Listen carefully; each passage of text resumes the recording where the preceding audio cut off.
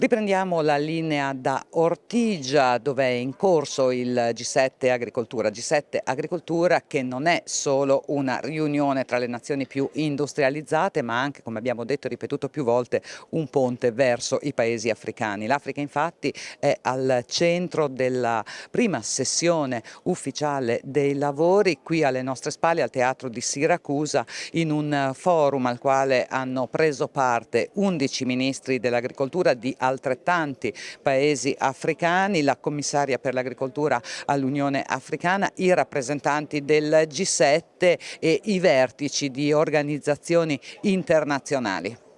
Presidente Zoppas, G7, e qui si disegna il futuro, l'agricoltura del futuro, un futuro che guarda all'Africa, che guarda ai Balcani, non a caso la Sicilia, Ortigia, direi che è punto di riferimento del Mediterraneo e non solo. Sì, assolutamente, si definisce l'agricoltura del futuro, ma anche il futuro dell'agricoltura, e naturalmente il nostro auspicio è di poter fare la promozione di quello che è il Made in Italy di questo comparto, far capire quali sono le nostre tecnologie migliori, dove siamo dei leader direi indiscussi a livello globale come in tanti altri settori, ma soprattutto riuscire, oltre appunto al racconto del Made in Italy, riuscire a creare delle occasioni di acquisto per mettere le basi anche per una questione che va oltre al semplice business matching, quindi l'incontro domanda all'offerta, ma anche di formazione e informazione in questi mercati dove gli standard produttivi che oggi sono ancora agli albori hanno bisogno di fare dei passi in avanti, e questo non può succedere semplicemente andando a vendergli la tecnologia. Bisogna fare cultura, bisogna fare formazione, bisogna fare capire la differenza tra uno strumento basilare e uno strumento tecnologicamente avanzato, bisogna fargli capire il vantaggio anche di poter ottenere più efficacia e più efficienza nel lavoro che si fa. Noi rappresentiamo ovviamente le macchine agricole, quindi siamo il primo anello della catena, perché riusciamo ad avere tecnologia. Tecnologia significa produrre meglio, produrre di più, sappiamo che ce n'è bisogno.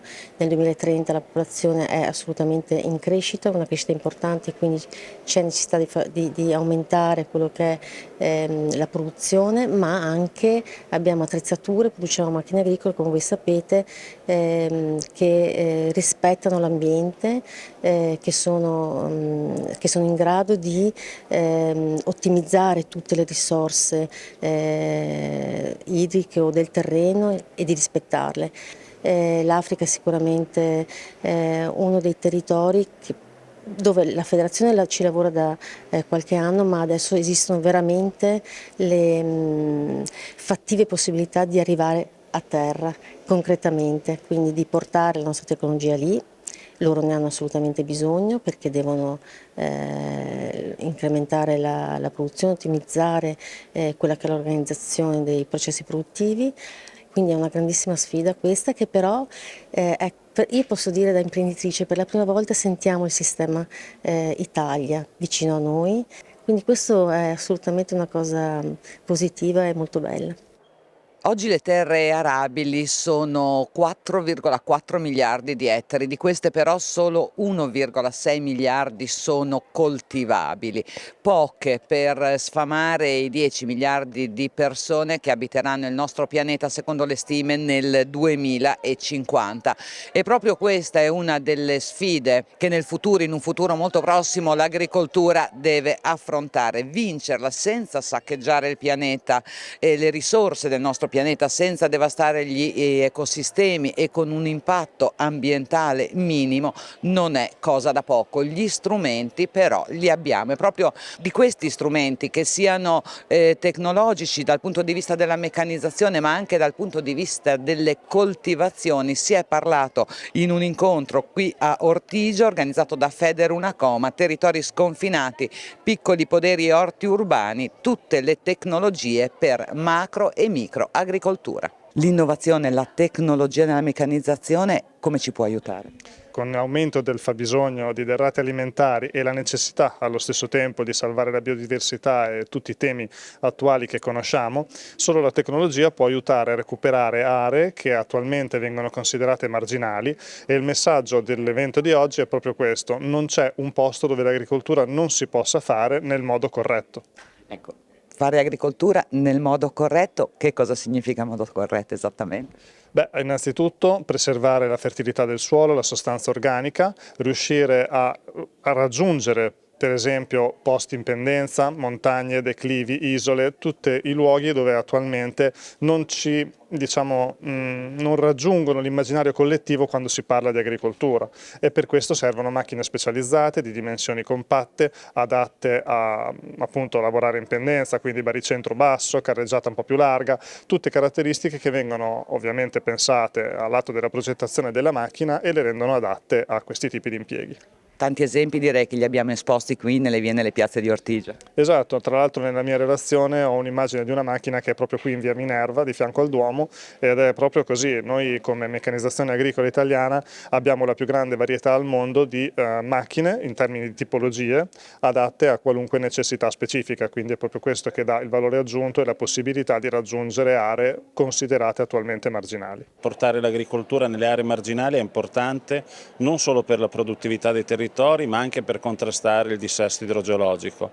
È una sfida che ci coinvolge da sempre come CIA, abbiamo delle aree marginali nei territori collinari e montani, ma abbiamo anche delle aree urbane che sono da recuperare, pensiamo alle grandi fasce attorno alle zone industriali. Ecco, quelli sono tutti territori che vanno riportati produttivi e che hanno necessità di avere una meccanizzazione adeguata, che non è la meccanizzazione delle grandi estensioni, ma è una meccanizzazione che può aiutare gli agricoltori a produrre e a dare un contributo anche visivo ai nostri territori. La tecnologia ci può aiutare a coltivare terreni difficili, aree marginali, però la ricerca ci può aiutare anche a coltivare dove il terreno proprio non c'è o dove non è fertile, o ancora peggio forse dove l'acqua è veramente poca. Voi su questo state lavorando con le coltivazioni aeroponiche.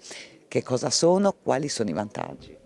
Sì, noi siamo ormai dal 2015-2016 che ci occupiamo proprio di sostenibilità delle coltivazioni protette. Queste coltivazioni aeroponiche, che sono una forma di coltivazione fuori suolo, permette di coltivare senza substrato, quindi senza suolo ma neanche senza i substrati inerti come la perlite o la lana di roccia, alloggiando la coltivazione su delle canaline dove viene nebulizzato le radici appunto della pianta, e quindi si ha una riduzione del consumo di acqua, di nutrienti, di fertilizzanti, e la produttività rimane simile a quella che avremmo sul suolo. Le giovani generazioni come agenti di cambiamento in agricoltura è una delle aree tematiche sulle quali si confrontano i ministri qui al G7, ma anche giovani agricoltori e studenti che hanno avuto l'opportunità di presentare direttamente ai ministri i propri risultati e le conclusioni dei lavori dei loro incontri. Ai giovani, al futuro, alla transizione digitale che non può prescindere dalle politiche per l'istruzione, la formazione professionale e il cambio generazionale, ha guardato anche uno dei tanti incontri organizzati da Federunacoma qui a Siracusa. Chiaramente la modernizzazione, allargo un po' il concetto, vado anche oltre la transizione digitale, la modernizzazione del settore agricolo è un elemento fondamentale per creare quelle condizioni di migliore produttività o anche di transizione ecologica che si persegue evidentemente con una serie di strumenti che consentono alle aziende di ridurre l'uso di input, di migliorare nella gestione delle risorse naturali. Evidentemente per fare tutto questo le aziende hanno delle barriere all'ingresso, dei costi. Io guardandolo dal punto di vista della politica agricola credo che la politica agricola abbia un ruolo fondamentale nell'abbattere queste barriere e sostenere le imprese nei percorsi di transizione attraverso quello che oggi è stato programmato nel piano strategico della PAC, con una serie di interventi molto diversi che vanno dagli investimenti al trasferimento dell'innovazione attraverso i gruppi operativi per l'innovazione, ma anche a una serie di interventi di formazione e consulenza che sono fondamentali perché il settore effettui realmente la transizione digitale. La transizione digitale, come la transizione ecologica, è un processo trasformativo, cioè un processo che in qualche modo cambia drasticamente l'organizzazione di un'azienda. Spesso oggi si fa grossa confusione tra digitalizzazione e informatizzazione, proprio perché abbiamo la necessità, e questo lo abbiamo vissuto in Confindustria, di ridurre il noto digital gap. Purtroppo molte aziende, soprattutto le piccole e medie imprese, non hanno ancora molto chiaro cosa possa significare digitalizzarsi e stiamo cercando di aiutare queste aziende a comprendere che la digitalizzazione è un fattore di competitività, perché chi oggi ha digitalizzato un'azienda è più efficiente, è più competitivo, riesce a gestire i processi con più snellezza ed è anche un modo per poter anche internazionalizzarsi. Professor Monarca, formazione, aspetto fondamentale per la transizione digitale per le giovani generazioni, ma non solo per loro. Sì, è anche un'opportunità, perché credo che un laureato in scienze agrarie e scienze forestali, che è un po' il settore di cui mi occupo, debba avere una formazione adatta a queste nuove tecnologie. È già un laureato che possiede tante abilità, tante capacità, ma certamente vanno inserite le nuove materie che riguardano appunto la formazione sulle tecnologie digitali, ma non solo queste, anche la capacità di affrontare scelte economiche, quella di lavorare in gruppo, quella di sapersi proporre. Insomma, la digitalizzazione è come è entrata nella vita di tutti noi, fra un po' entrerà assolutamente in tutte le aziende. In particolare poi per quello che riguarda la gestione delle macchine, dove siamo oramai, lo sappiamo tutti, ai vertici della ricerca da tantissimo tempo. Cioè il passo secondo me decisivo sarà quello di creare macchine autonome che siano, diciamo, tra virgolette intelligenti per quanto possono essere le macchine e intervenire in maniera sempre più mirata, sempre più precisa. Il problema è anche avere, oltre alla necessaria supporto tecnologico, lo sviluppo indispensabile, un supporto normativo. Attualmente non è possibile avere sistemi completamente per una questione di sicurezza. Un'altra direzione, sempre nel senso della sicurezza, è quella di integrare sensori diciamo, ad ampio spettro, soprattutto termici, visivi, finché le macchine possano rendersi conto in maniera ugualmente autonoma e dare all'operatore un'allerta qualora ci siano possibili interferenze nell'ambiente in cui lavorano e per aumentare la sicurezza passiva e attiva nei confronti anche degli animali o del sistema oltre che delle persone. Le tematiche del G7 che affrontano i grandi rappresentanti dei paesi più industrializzati del mondo le ritroviamo tutte anche negli appuntamenti e negli spazi di Divinazione Expo, dove sono presenti enti, istituzioni, consorzi, organizzazioni agricole e realtà eccellenti dell'agroalimentare italiano. Noi abbiamo risposto alla chiamata del Ministero perché ci sembrava utile rappresentare anche un po' la nostra realtà all'interno di questa ricchezza di offerta che tutti possono cogliere. Io penso che la sfida che noi stiamo cercando di cogliere sia proprio quella di coniugare le DOP, i prodotti di eccellenza riconosciuti con regolamenti territoriali molto rigidi, con una qualità diffusa anche dei prodotti fra virgolette più industriali. Tutto questo però dietro ha la filiera, ecco. Tutto questo significa che sia DOP, che sia IGP, che sia quel che vogliamo, dietro ci vuole una filiera solida che garantisca e che sia garantita dalla valorizzazione industriale e commerciale che noi riusciamo a fare. Tema qualificante negli incontri del G7 ovviamente la sostenibilità, il futuro dell'agricoltura, un'agricoltura che sia innovativa e sostenibile. Simona Caselli, Presidente Granlatte, l'innovazione e la sostenibilità come si coniuga con la filiera lattiera? È una necessità perché, come vediamo, anche i nostri allevatori subiscono continuamente gli effetti del cambiamento climatico. Quest'anno si è manifestato con grandi siccità al sud, eccesso d'acqua al nord, problemi con i foraggi. Quindi è chiaro che questa filiera è una filiera che deve attrezzarsi per essere resiliente, quindi da un lato per riuscire a fare prevenzione e quindi in un qualche modo adattarsi e resistere, dall'altro essere sostenibile in ogni passaggio del proprio mestiere. per fare questo noi abbiamo avviato un grosso progetto di digitalizzazione alla stalla, in modo da tenere sotto controllo qual è l'emissione per litro di latte e arrivare a ridurla drasticamente. Noi ci siamo dati un obiettivo di ridurla del 30%, ma io penso che possiamo fare di più. Abbiamo già ora gli allevatori più digitali e più avanzati che hanno delle performance incredibili, nel senso di 0,39 per litro di latte, chili di CO2, che è una cosa che è all'avanguardia nel mondo e che dimostra che con un po' di aumento di produttività il carbon negative per chi fa correttamente le cose è possibile in zootecnia, quindi questo rovescia un po' tutta la narrativa anche che c'è intorno all'impatto della zootecnia. Il mondo ha bisogno di proteine animali, qui se ne è parlato, ne parla la FAO, cioè per la nutrizione sono elementi chiave, le proteine animali sono importanti, produrre in modo sostenibile in allevamento è possibile.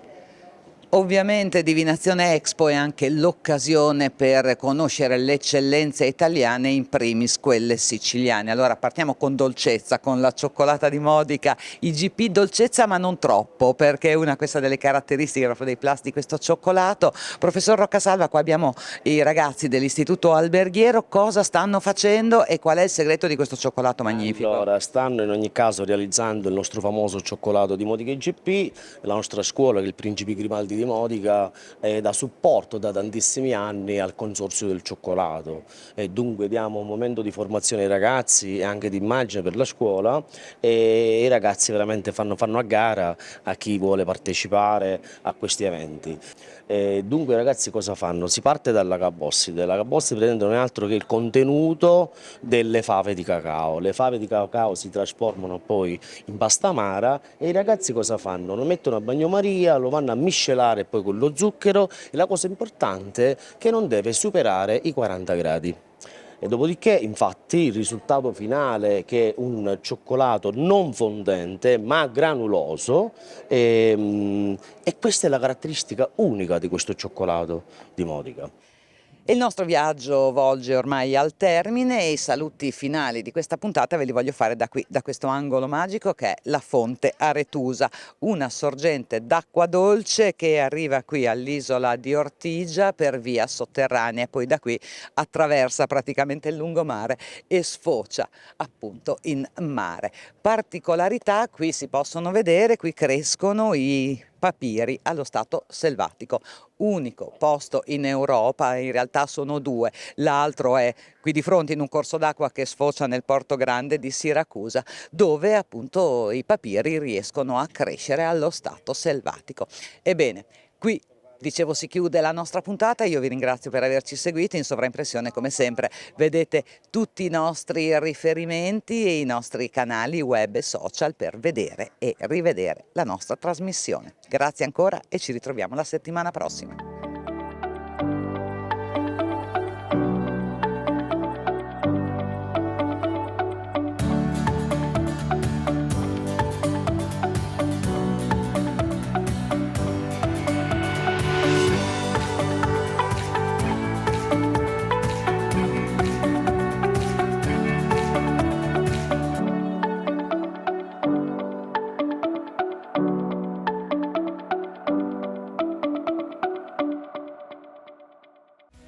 In collaborazione con